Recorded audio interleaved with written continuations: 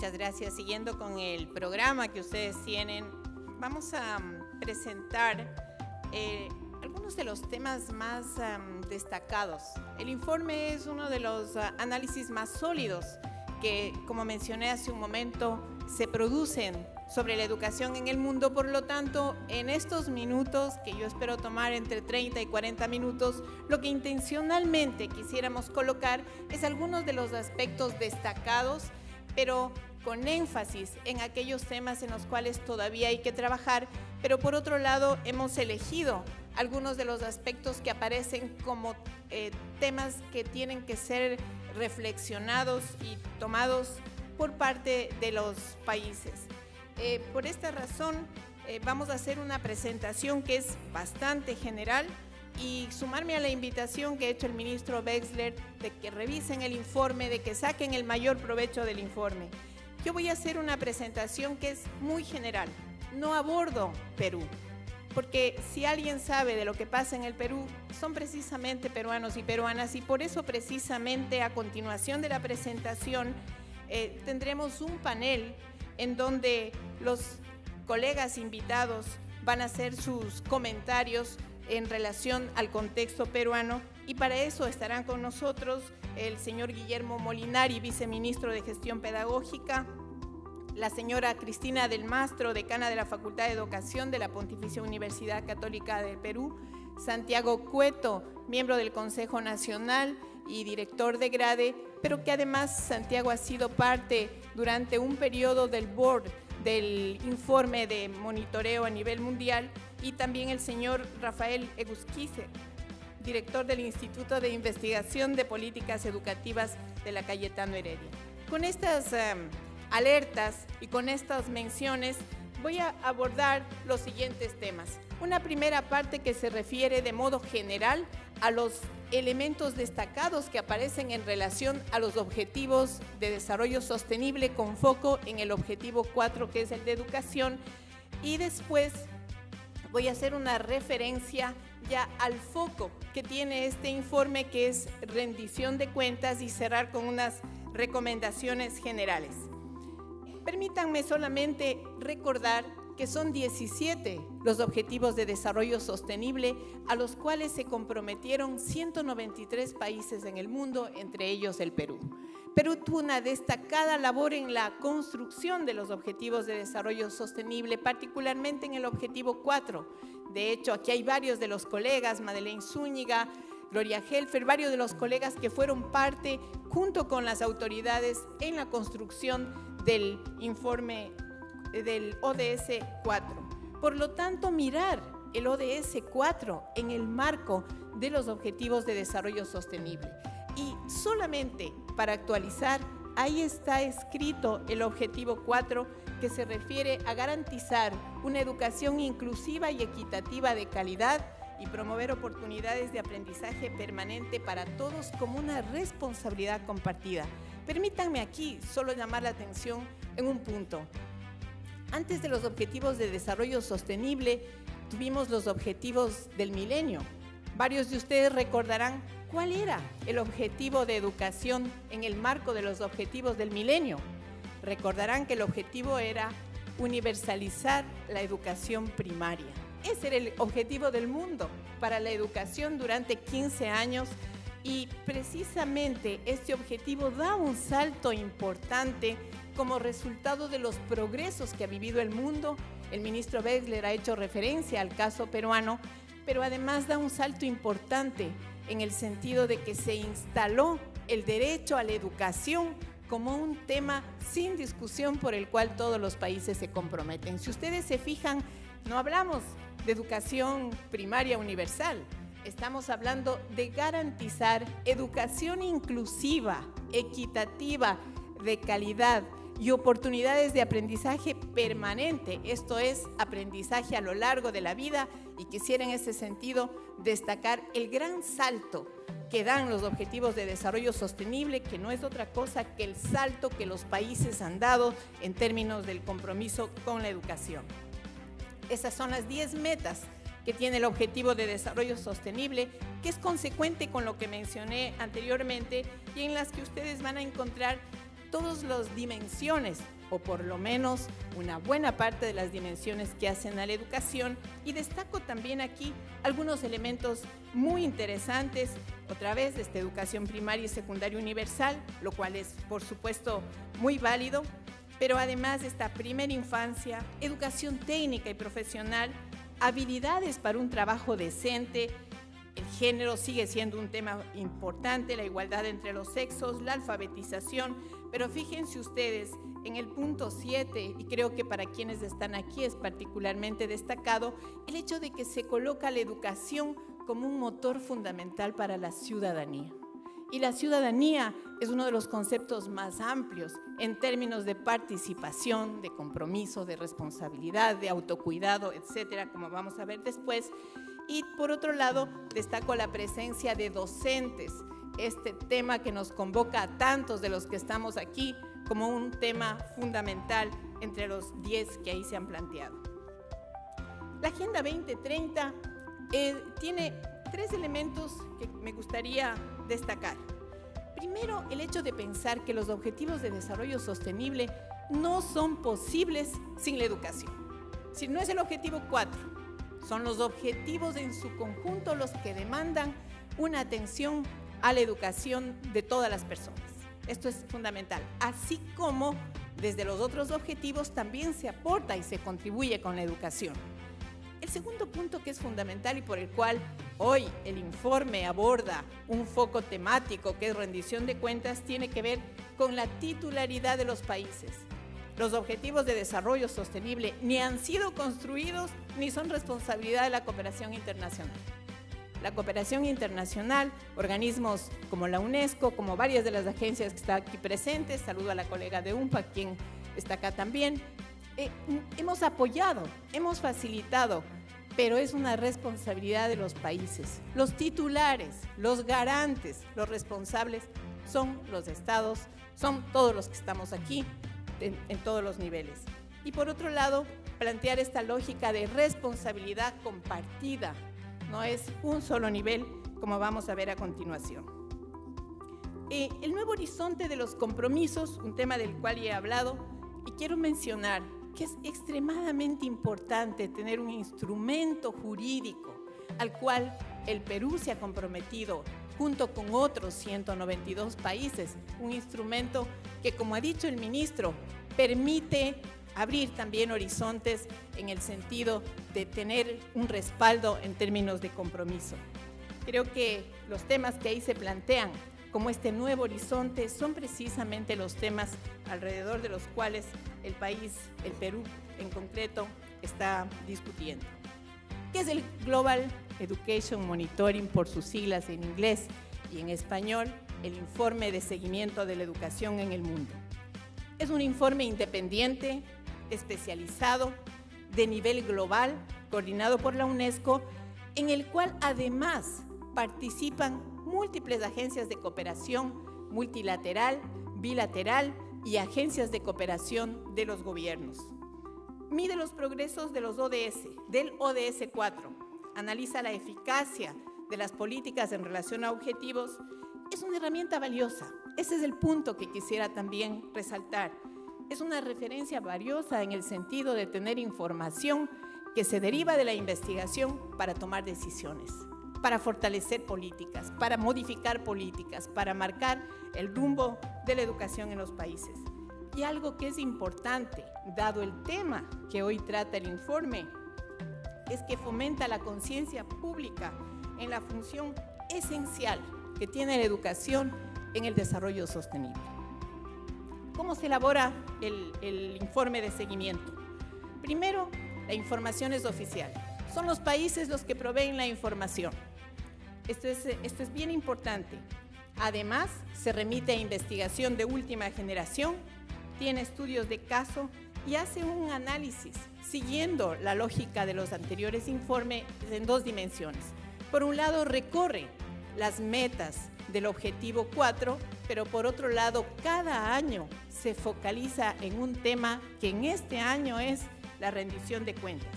Solo señalar que este es un esfuerzo que continúa a los 12 informes de Educación para Todos, que también fueron publicados año tras año, y que por otro lado se fortalece con la participación de los ministros de Educación en diferentes foros. Déjenme ponerles a continuación unos límites y unas alertas respecto al informe. Los periodos de recolección de la información. Como son los países los que envían la información, esto toma un tiempo, pero además la información que levantan los países, y los especialistas en estadística aquí pueden apoyar lo que estoy mencionando, tardan también un tiempo en recolectar y otro tiempo en enviar, por lo tanto hay una fecha anterior a la que el informe se publica, que es cuando se levanta la información. Luego, ojo con esto, en gran parte el informe es un análisis global, es un análisis que levanta promedios, y los promedios, ustedes saben, esconden las diferencias. Por lo tanto, es fundamental lo que el ministro ha mencionado y lo que mencionó en una reunión de mesa de cooperantes, la necesidad de relevar informes nacionales. E informes nacionales que además tengan en cuenta la diversidad de los países. Este es el aporte del informe, motivar a sistematizar información, a relevar información y a mirar lo que el país está haciendo en relación al objetivo 4 y a las metas propuestas. Por otra parte, aquí la responsabilidad de la información, como he dicho, es de los países. Voy a continuación a colocar algunos datos muy breves sobre los avances y los desafíos que tienen todavía estas 10 metas que vimos un poco antes. La meta 1, educación primaria y secundaria. Avances muy importantes. El ministro lo ha mencionado, no solo en Perú, América Latina en particular es una región donde se aprecian avances importantes en términos de matrícula y de cobertura en educación primaria. Sin embargo, fíjense ustedes ahí, globalmente los promedios de finalización de la primaria todavía están en el 83% a nivel global. Ojo con los promedios, cuidado con los promedios. Pero sí es interesante mirar, y también el ministro lo ha mencionado, cómo a medida que avanza los tramos educativos, este acceso va disminuyendo.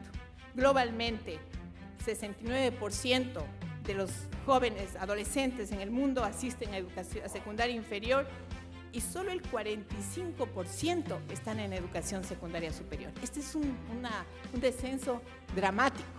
Se dan la mitad de la población que debería estar en educación secundaria está fuera de la escuela, y ahí hay, como mencionó también el ministro, un gran desafío. Menos de 1 de cada 5 países garantiza 12 años de educación gratuita y obligatoria. Una cosa es tener en la Constitución, una cosa es tener en las leyes y otra cosa es garantizar en realidad en los sistemas.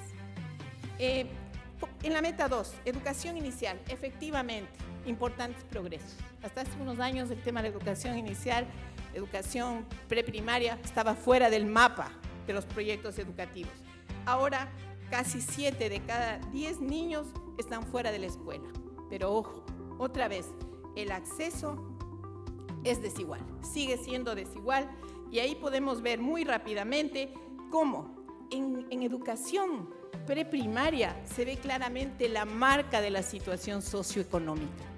Los niños que acceden mayoritariamente a este nivel son niños que provienen de hogares de adecuadas condiciones socioeconómicas, mientras los niños de hogares en condiciones de pobreza acceden en menor porcentaje. Ahí hay un dato que dice, en los países pobres, la tasa de asistencia superó el 80% entre los niños de las familias de los quintiles más altos y no sobrepasó el 10% en las familias de los quintiles más pobres. Fíjense ustedes, un enorme reto que tienen los países. Y por otro lado, también el informe menciona que solo 1/3 de los países del mundo garantizan en sus leyes por lo menos un año de educación preprimaria. La meta 3 hace referencia a la educación técnica, vocacional y superior, y lo que ahí estamos mirando nuevamente es que los estudiantes de menores ingresos tienen menos posibilidades de avanzar a una educación terciaria.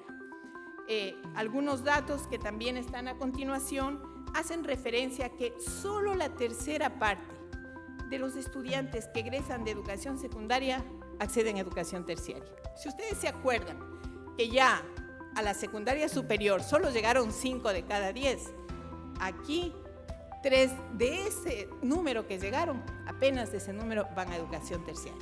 Ojo con eso, el derecho a la educación es un derecho comprensivo que incluye todos los tramos de educación. Un dato que vale la pena mirar: más mujeres que hombres se matriculan hoy en educación terciaria. ¡Qué bien! ¡Qué bueno! Los esfuerzos por la equidad de género en este sentido han dado resultado. Pero ojo, menos mujeres que hombres obtienen títulos universitarios en carreras relacionadas con ciencias, tecnología, ingeniería y matemática. Un desafío no para la educación superior, sino un desafío para todo el sector educativo y para el país.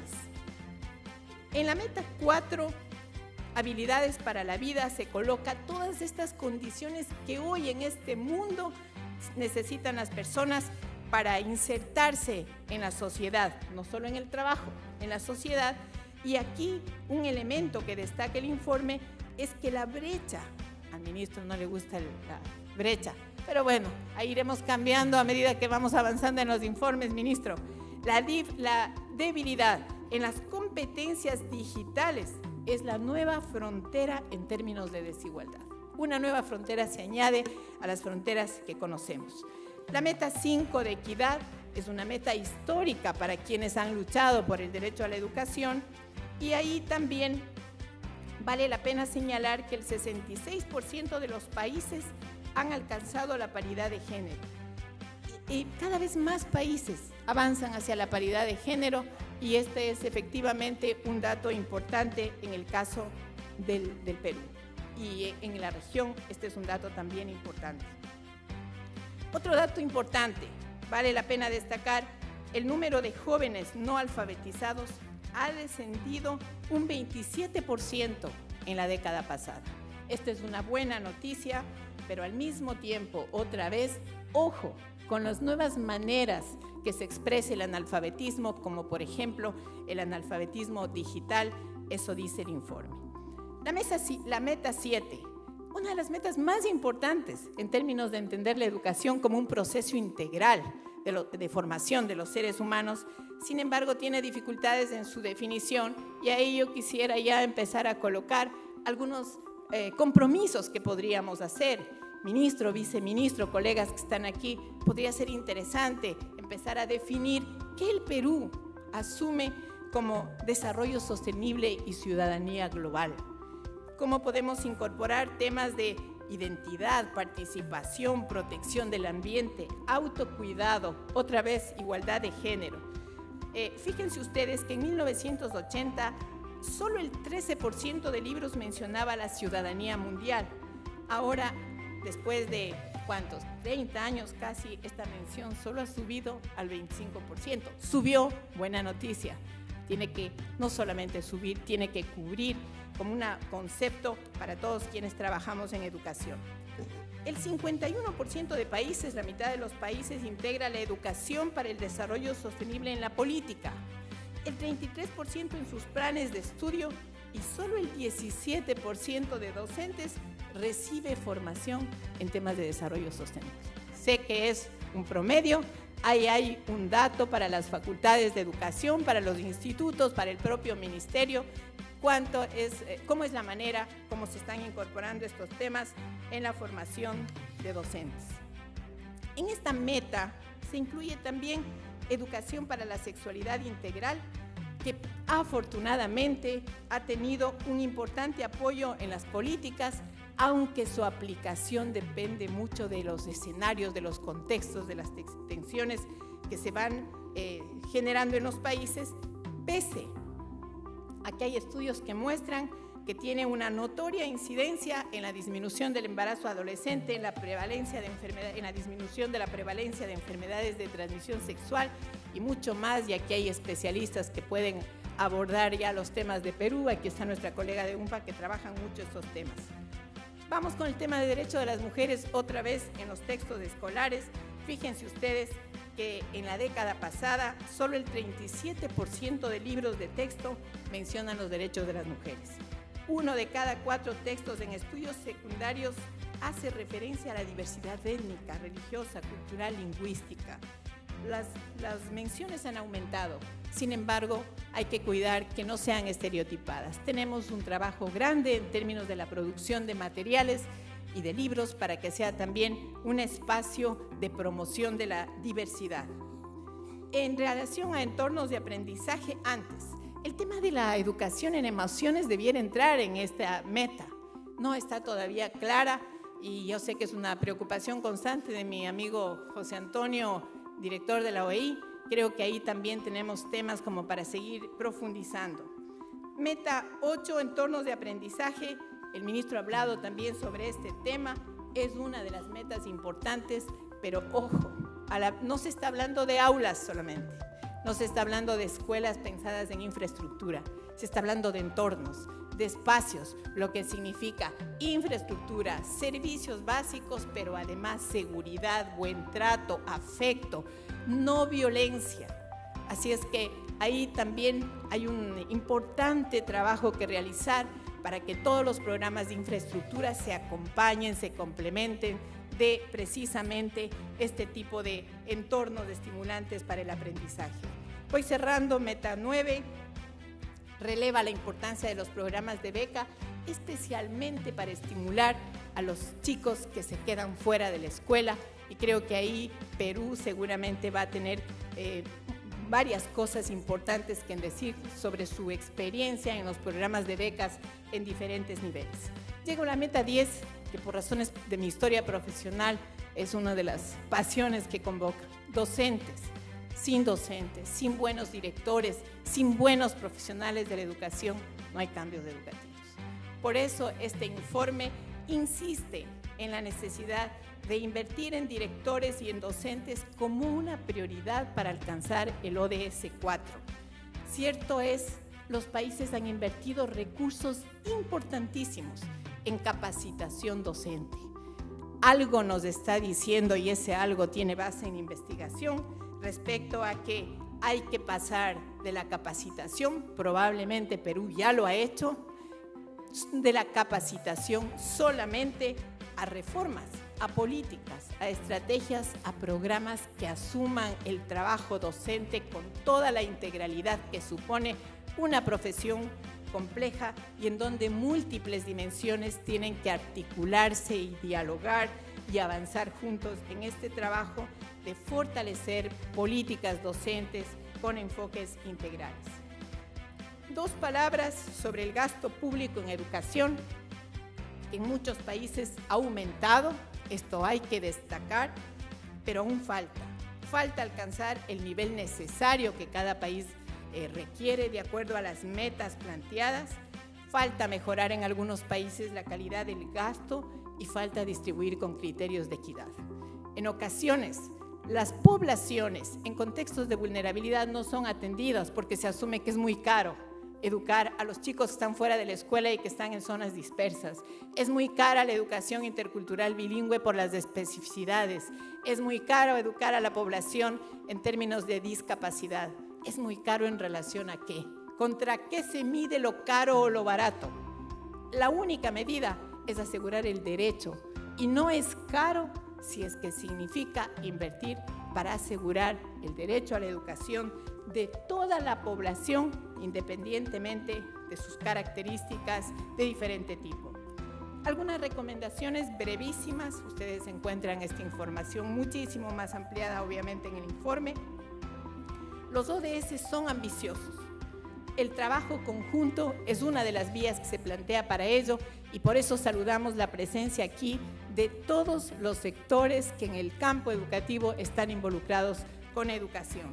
Y no solo del campo educativo, ejecutivo, legislativo están aquí presentes y esto es importante. La otra cosa que se plantea es la necesidad de políticas y estrategias intersectoriales. La educación no alcanzará sola las metas. Necesita el concurso de políticas sociales que puedan asegurar los logros educativos, en particular con poblaciones en contextos especiales como lenguas originarias, población con discapacidad, mujeres, etc. Y por otra parte, la inversión de recursos no debe comprometer las posibilidades de las próximas generaciones. Y aquí estamos hablando de los dos grandes temas que hoy se trata en la política: la sostenibilidad y la continuidad de las políticas. Son dos temas sobre los cuales estamos dando vueltas, sobre los cuales estamos reflexionando y que aún no tenemos claramente cuáles son las claves para asegurar sostenibilidad y continuidad. La última parte de esta presentación tiene que ver ya con el foco del informe. Déjenme decirles que es la primera vez desde que se empiezan a producir estos informes que se estudia el tema rendición de cuentas.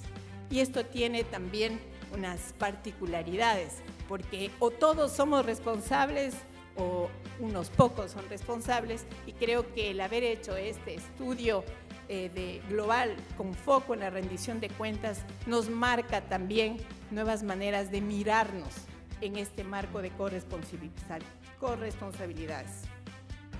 La rendición de cuenta, un factor clave. ¿Qué está entendiendo el informe o cómo se expresa? Como la identificación de líneas de responsabilidad claras para alcanzar las metas de la Agenda 2030, como el conocimiento de saber qué tiene que hacer quién y de qué manera tiene que hacer, y además como la capacidad para actuar cuando algo va mal, por medio de la política, las leyes, los programas, la defensoría y los múltiples mecanismos que tienen los países, y en el caso de Perú se puede ver. Algo que hay que destacar es que el informe desde el inicio marca: la rendición de cuentas es un medio, no es un fin en sí mismo. Y esto va a recorrer toda la investigación que hace el informe en relación a la rendición de cuentas. Rendición de cuentas, múltiples aliados, múltiples responsabilidades.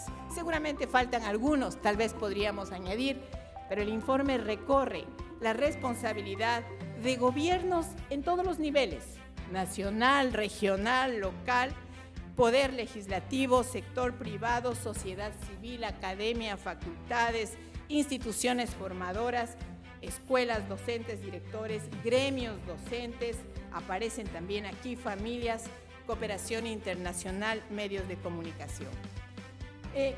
Nos parece que aquí en la siguiente lámina, hay tal vez que no se ve muy bien, hay un par de datos que solo quisiera señalar. No se debe exigir cuentas, dice el informe, a alguien por resultados que están fuera de su control. Por lo tanto, es muy importante definir las responsabilidades de manera precisa. Pero la otra cosa que puede ser muy interesante en este momento que estamos con todos los procesos de aseguramiento de la calidad es comprender que los mecanismos de rendición de cuentas pueden ser eficaces en unos contextos y perjudiciales en otros. Este es un dato que surge de manera muy interesante en el informe. Vamos ahora con alguna información breve sobre lo que el informe señala respecto de la responsabilidad de algunos actores. No hemos puesto todos en esta presentación para darles también la oportunidad de leer temas nuevos a los que aquí se están presentando. La responsabilidad comienza con los gobiernos, no hay vueltas. Tal vez esta es una de las certezas sobre las cuales no hay vueltas. Los gobiernos en todos los niveles son los principales garantes del derecho a la educación, y decía que no hay vuelta sobre esta responsabilidad porque todos los países, el Perú en primer lugar, ha ratificado por lo menos un convenio internacional vinculante con el derecho a la educación. Tienen una responsabilidad jurídica, además de la responsabilidad ética, pero además el 82% de las constituciones de los países contienen una disposición sobre el derecho a la educación. Y vean ese último dato, resulta muy interesante. Más del 50% de los países establece que este derecho es justiciable y otorga a los ciudadanos la capacidad de entablar una demanda contra el gobierno por su incumplimiento. Creo que ya hay ejemplos, en el informe se anotan algunos ejemplos de lugares donde la ciudadanía ha instaurado demandas y ha conseguido que el derecho se cumpla. Escuelas, docentes y directores. Aquí hay más láminas que las que debieran haber, porque tal vez es uno de los temas que más circulan en nuestra región. Las escuelas, los docentes y los directores, estamos de acuerdo, tienen una responsabilidad central en la educación de calidad. Sin embargo, dice el informe, varias estrategias de rendición de cuentas están resultando contraproducentes. 1, porque se concentran en la escuela.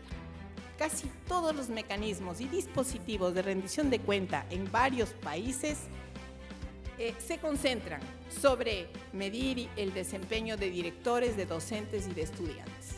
Aquí hay un tema bien interesante para comentar y además para tomar acciones. Hay un desconocimiento sobre los mecanismos de evaluación de los otros actores.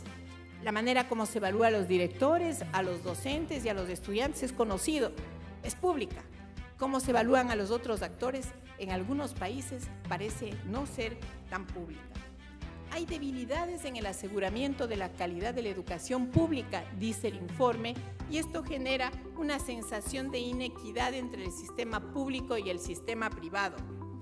La supervisión y evaluación a las escuelas, y me alegró mucho escuchar al ministro Wexler en una anterior ocasión mencionar que puede centrarse a veces solo en aspectos más burocráticos, más de formatos y menos en aspectos que tienen que ver con los procesos y con lo que realmente ocurre en la escuela. Los modelos que homologan las mediciones pueden no responder a la diversidad que existe en las escuelas y en los contextos. Y el otro tema que alerta el informe es que la mayoría de mecanismos de evaluación está centrado en aspectos cognitivos, más que o no incluye todos los otros aspectos que hacen la formación integral, y esto porque, entre otras cosas, tiene muchas complejidades técnicas, y aquí está nuestra directora de evaluación que puede ilustrarnos con mucha propiedad sobre estos temas. Algunos avances importantes en enfoques y estrategias de educación, de evaluación.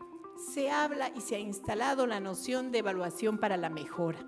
Esto es importante. Se empieza a cuidar sobre el uso adecuado de la información, se empieza a utilizar, cuando digo se empieza, no estoy hablando de ayer, sino de los últimos años por lo menos, de estrategias pertinentes y múltiples. Hay una comprensión de la multicausalidad de los resultados, y por eso los estudios de factores asociados han tenido y están teniendo un valor importante en los procesos de evaluación, pero además se empiezan a introducir nuevas dimensiones de evaluación asociadas a esta complejidad que mencioné antes. Por ejemplo, Dinamarca acaba de incluir ya en su sistema de evaluación un indicador que se llama bienestar de los estudiantes. Sin embargo, persisten algunas limitaciones y tensiones, señala el informe. Y aquí creo que tenemos 3 o 4 temas como para reflexionar, para debatir, para profundizar.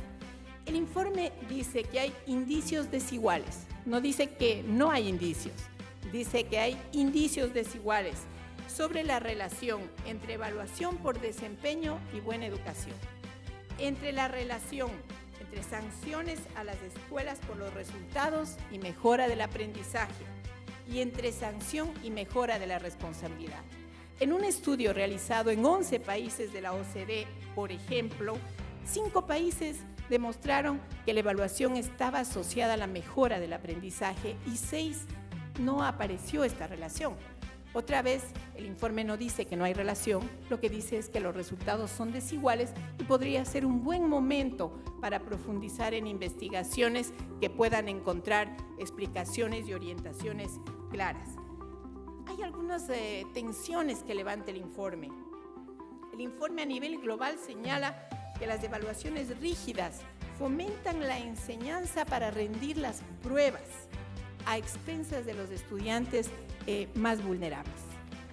También dice que en general los docentes y los directores tienden a ajustarse y a trabajar para los sistemas de evaluación, y esto hace que los sistemas en un momento estén centrados en la rendición de cuentas y no en el aprendizaje, y que estos sistemas no preparan adecuadamente a los docentes.